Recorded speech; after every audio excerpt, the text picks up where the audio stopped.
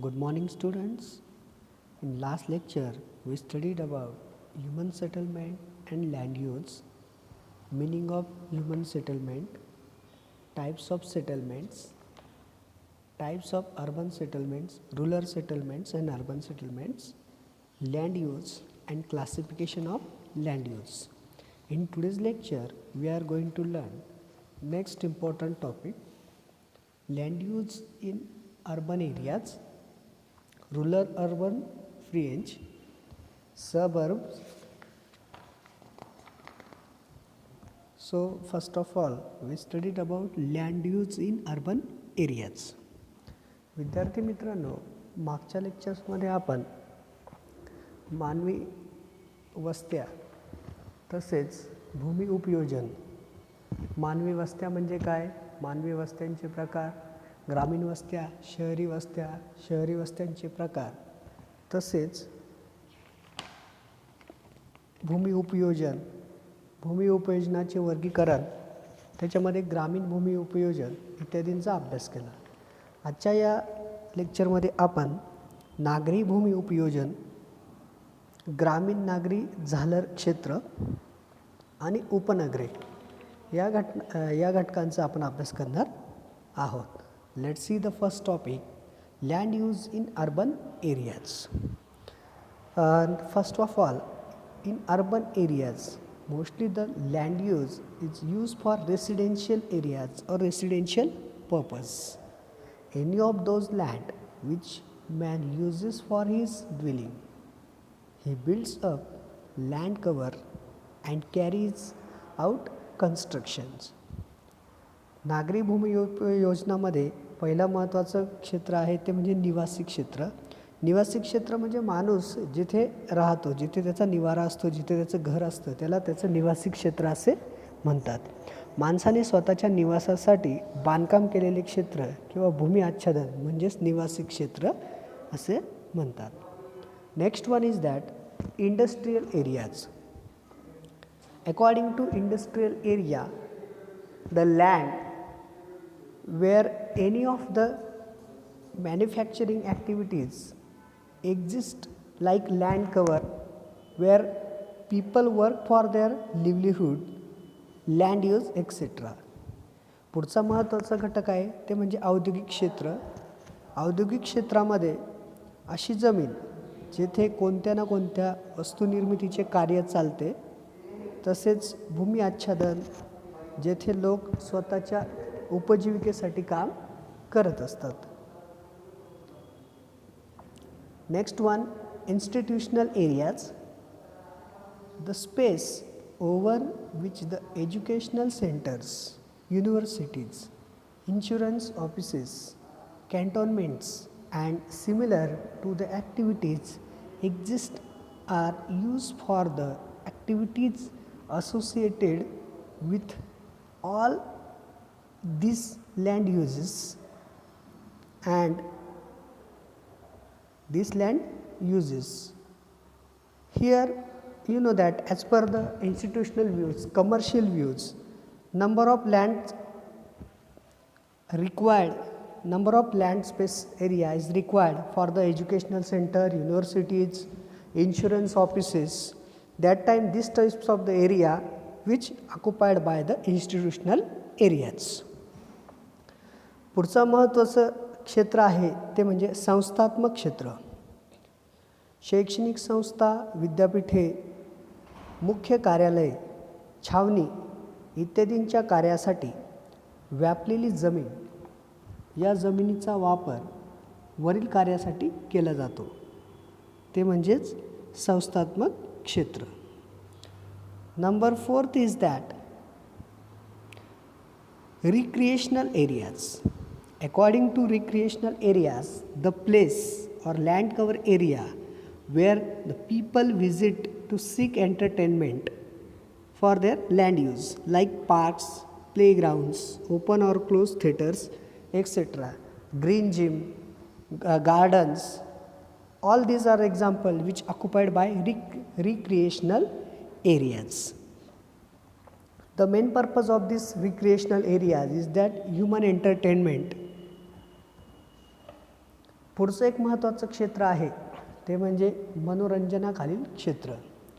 नागरिकांच्या मनोरंजनाची साधने उपलब्ध असलेली जमीन, जेथे भूमी आच्छादन केले जाते ती जमीन म्हणजेच मनोरंजनाखालील क्षेत्र असे होय. जेथे नागरिक मनोरंजन किंवा करमणुकीसाठी जातात. उदाहरणार्थ खेळाचे मैदान, बाग, सिनेमागृह, क्रीडांगण, नाट्यगृह, बगीचा असे वेगवेगळे क्षेत्र या विभागामध्ये येतात. Next one is that transportation. According to transportation, the space used for moving around by man. It includes airports, railway station, roads, railways, harbors. You know that there are various types of the transportations, and according to the transportations on land, such as roadways, railways, or harbors. So some land covered for that purpose, it is called transportation purpose. दुसरं महत्त्वाचं क्षेत्र आहे ते म्हणजे वाहतूक. या जागेचा वापर एका ठिकाणाहून दुसऱ्या ठिकाणी जाण्यासाठी होतो. यामध्ये विमानतळ, रेल्वे स्थानक, रस्ते, नैसर्गिक बंदर, लोहमार्ग इत्यादींचा समावेश होतो. Next one, commercial areas. These are business centers where selling of finished product is carried out for day-to-day uses in urban areas. These areas are intermixed with residential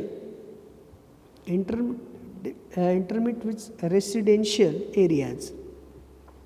At few places, commercial areas can aggregate to form definite clusters, especially at the core, for example CBD, central business districts. The main purpose of these areas mostly is commercial purpose or business purpose. पुढचं महत्त्वाचं क्षेत्र आहे ते म्हणजे व्यापारी क्षेत्र. नागरी क्षेत्र ज्या जमिनीवर पक्क्या मालाची दैनंदिन विक्री होत असते असे क्षेत्र म्हणजेच व्यापारी क्षेत्र होय. हे क्षेत्र निवासी क्षेत्रातही आढळते आणि काही ठिकाणी मात्र असे क्षेत्र विविध प्रकारच्या माल मिळवण्याच्या दृष्टीने एका ठिकाणी केंद्रित झालेले देखील आढळते. उदाहरणार्थ केंद्रीय व्यापारी क्षेत्र, CBD म्हणजे सेंट्रल बिझनेस डिस्ट्रिक्ट म्हणजेच केंद्रीय व्यापारी क्षेत्रे. Next one is that plot layout. Plot layouts. According to the plot layouts, these are vacant lands mostly developed for constructions of buildings. These are usually located on the periphery of the urban areas. These lands encroach the agriculture land due to the pressure of the increasing populations. पुढचं महत्त्वाचं क्षेत्र आहे ते म्हणजे रेखांकित किंवा सीमांकित भूखंड. हे भूखंड मोकळे असतात ज्याचा वापर इमारतीच्या बांधकामासाठी केला जातो. हे क्षेत्र प्रामुख्याने नागरी क्षेत्राच्या सीमेवर आढळते. वाढत्या लोकसंख्येच्या दबावामुळे कृषीखालील जमिनीवर या क्षेत्राचे अतिक्रमण होते. Next one, mixed land use. It is an area where various types of land uses exist together. Means commercial, agriculture, industrial, residential, all types of the agriculture sectors which occupied by all types of the land structures which occupied by the mixed land use. These may include residential, commercial, and industrial land use in an integrated manner. In such areas, one can find houses, business, shops, schools, clinics, and open spaces at one place itself. पुढचा महत्त्वाचा घटक आहे तो म्हणजे संमिश्र भूमी उपयोजन. संमिश्र याचा अर्थ सगळे एकाच ठिकाणी. एखाद्या क्षेत्रात जेव्हा संमिश्र भूमी उपयोजन होत असते तेव्हा विभिन्न प्रकारचे भूमी उपयोजन या क्षेत्रात एकत्रित पाहावयास मिळते. निवासी, व्यावसायिक, औद्योगिक या प्रकारचे भूमी उपयोजन एकाच क्षेत्रात एकत्रितपणे आढळून येते. अशा क्षेत्रामध्ये घरे, व्यवसाय, दुकाने, शाळा, दवाखाने मोकळ्या जागी एकाच ठिकाणी असू शकतात. त्यालाच काय म्हणतात? संमिश्र भूमी उपयोजन असे म्हणतात. Always remember one important things regarding to the land forms. Land use is a distinct from land cover. They are sometimes used synonymously but mean different things. Land cover describes the physical surface covering the land such as forest, water, ice, bare rock, sand, etc. Land use describes the use that the land has been put to by people. For example, the land use might be recreational, but the land cover might be vegetation of forest. नेहमी लक्षात ठेवा की भूमी उपयोजन हे भूमी उपयोजन व भूमी आच्छादन यात फरक आहे. बऱ्याच वेळा या शब्दांचा वापर समानार्थी म्हणून केला जातो, पण दोन्हींचा अर्थ वेगवेगळा आहे. भूमी आच्छादन म्हणजे भूमीवर आढळणारे प्राकृतिक घटक जसे की वने, पाणी, बर्फ, खडक, वाळू इत्यादी. या उलट भूमी उपयोजन म्हणजे त्या भूमीचा उपयोग मानव कोणत्या कारणासाठी करीत आहे हे होय. उदाहरणार्थ, भूमी उपयोजनाचा उपयोग करमणुकीसाठी करणे. येथे भूमी आच्छादन जरी वनस्पती किंवा वनाखाली असले तरी त्याचा उपयोग भूमी उपयोजन करमणुकीसाठीच होत असतो. Understanding both the land use and land cover provide a comprehensive picture of a particular area. Land cover can be determined by analyzing the satellite imagery. Land use cannot be determined from satellite imagery alone.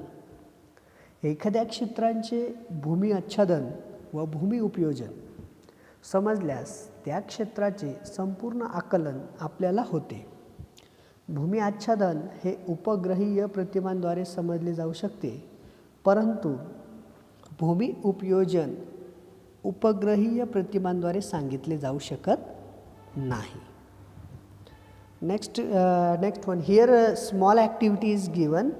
You just tries to solve at home. Compare the cover page of standard 12th textbook with standard 11 geography textbook.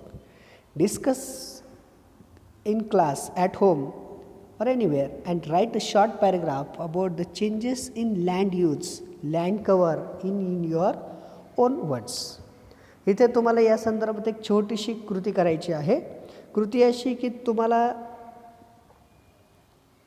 11वीचा भूगोल आणि 12वीचा भूगोल दोन्ही वर्षीची जी काही पुस्तकं आहेत, textbook आहेत, या पाठ्यपुस्तकांच्या मुखपृष्ठाची म्हणजेच पहिल्या पेजची फ्रंट पेज इयत्ता 11वी भूगोल पाठ्यपुस्तकाशी तुलना करायची. म्हणजे हे पुस्तक आणि 11वीचं पुस्तक दोघांचं पण कवर पेज बघायचं आणि त्याच्यामध्ये काय करायचं, कंपॅरिझन करायची, तुलना करायची आणि घरी चर्चा करायची. त्याच्यामध्ये काय आहे की भूमी आवरण, भूमी उपयोजन यात दिसणाऱ्या वेगवेगळ्या बदलांबाबत सविस्तर माहिती लिहायची. जितकी तुम्हाला लिहिता येईल तितकी तुम्ही लिहायची. Next important fact is that rural urban fringe म्हणजेच ग्रामीण नागरी झालर क्षेत्र. Can you tell you know what is urban and what is rural? What will you call the area that lies between them? Discuss at home. तुम्हाला माहिती की नागरी आणि ग्रामीण प्रदेश म्हणजे काय हे तुम्हाला आता तुम्ही अभ्यास केला असेल की ग्रामीण प्रदेश म्हणजे काय, नागरी प्रदेश म्हणजे काय, या दोन प्रदेशांमधील क्षेत्राला काय म्हणतात याची तुम्ही घरी चर्चा करायची आणि त्याबद्दल थोडक्यात माहिती लिहायची. According to the area between urban and rural area, it's called urban rural fringe. I repeat once again, listen carefully. The area between urban and rural area, it's called urban rural fringe. It has characteristics of both urban as well as rural areas. It is not a separate zone. It is not a separate zone such as, but it is a transition between the two and merges into both of them. People using automobiles make their daily trips to perform their jobs from these areas to its central area where their offices and economic institutions are generally located. When large urban areas develop, the span of urban areas increase. This is called urban sprawl. The term rural-urban fringe has been used to designate such areas where we have mixtures of rural and urban land use. The rural-urban fringe has a complex structure. The city and surrounding areas consist essentially of two types of administrative areas: the municipal council and Gram Panchayat. The smaller municipal towns close to the main city tend to lose their identity and are in reality a part of geographical city. The quality of services in these towns is comparable to those of the main city. ग्रामीण आणि शहरी किंवा नागरी क्षेत्रातील भूमीस ग्रामीण झालर असे क्षेत्र असे म्हणतात. या क्षेत्रात ग्रामीण आणि नागरी अशी दोन्ही वैशिष्ट्ये आढळतात. हे क्षेत्र वेगळे नसून या दोघांमधील संक्रमण क्षेत्र असते. या क्षेत्राची सरमिसळ दोन्ही बाजूंनी झालेली असते. ग्रामीण नागरी झालर क्षेत्रातून अनेक नागरिक शहराच्या मध्यवर्ती भागाकडे त्यांच्या कार्यालयात किंवा आर्थिक संस्थांमध्ये कामासाठी येतात. यासाठी ते वाहनाने प्रवास करतात. ज्यावेळेस नागरी भागाच्या विकासाबरोबरच विस्तारही वाढतो त्यावेळेस त्याला नागरी प्रसरण असेही म्हणतात. ग्रामीण नागरी झालर क्षेत्रात ग्रामीण व नागरी असे दोन्ही प्रकारचे भूमी उपयोजन आढळते. झालर क्षेत्राची रचना त्यामुळे गुंतागुंतीची असते. या भागात दोन प्रकारच्या प्रशासकीय सेवा आढळतात, त्या म्हणजे ग्रामपंचायत आणि नगरपालिका. आता तुम्हाला माहिती आहे की ग्रामपंचायत ही कुठे असते? मोस्टली ग्रामीण भागात असते आणि नगरपालिका कुठे असते? शहरामध्ये असते. झालर क्षेत्राजवळील नागरी क्षेत्र स्वतःची ओळख घालून बसते. प्रत्यक्षात ही नगरे मोठ्या शहरात विलीन होऊन जातात व ते मोठ्या शहराच्या भौगोलिक प्रदेशाचे भाग बनतात. In this way the urban and rural areas is called the urban rural French. In next lecture we will continue about more informations of urban rural fringe. अशा प्रकारे आपण या व्हिडिओमध्ये नागरी भूमी उपयोजन, त्यातील महत्त्वाचे प्रकार तसेच ग्रामीण नागरी झालर क्षेत्र यांचा थोडक्यात अभ्यास बघितला. पुढील लेक्चरमध्ये आपण राहिलेला जो प्रकरणाचा जो भाग आहे त्याचा आपण अभ्यास करणार आहोत. तत्पूर्वी तुम्हाला या व्हिडिओमध्ये मी 2 ॲक्टिव्हिटी सांगितलेल्या आहे. त्या 2 ॲक्टिव्हिटी तुम्ही न विसरता आपल्या नोटबुकमध्ये करायच्या आहेत आणि त्याचा फायदा तुम्हाला ओरल एक्झामसाठी किंवा प्रॅक्टिकल एक्झामसाठी मोठ्या प्रमाणात होऊ शकतो, तर तुम्ही न विसरता त्या ॲक्टिव्हिटी करायच्या आहेत. त्या संदर्भात काही अडचण आल्यास ग्रुपवरती माझा नंबर आहे, मला फोन करायचा आहे. थँक्यू.